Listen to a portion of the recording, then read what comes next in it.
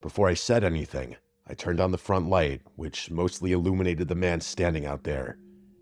He didn't look scary or disheveled. It was the opposite of that. A clean-cut man with a suit was standing on the other side of the door.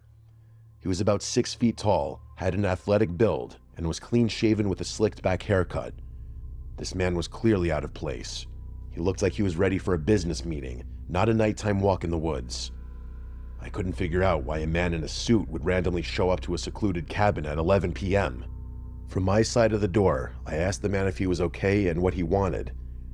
There was a weird and almost unnatural pause before the man answered. It was almost like he was processing what I was saying before he answered. Then he finally answered and said that he was driving with his girlfriend earlier. He claimed that he had spent hours walking around looking for her, and now he's lost. He asked if he could please come inside so he could call someone for help. On its own, this was alarming and unsettling, just because a random stranger appeared at the door in the middle of the woods. But one of the most unsettling parts of this was his lack of any emotion in his voice. This did not sound like a man who was lost and missing his girlfriend. He sounded completely void of emotion. I told him to back away from the door and wait at the end of the driveway, and that I would call someone for help.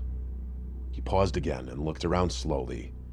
With that same lack of energy, he said that he really needed to come inside. Something was outside, and if he didn't get inside for help, he was going to be in trouble.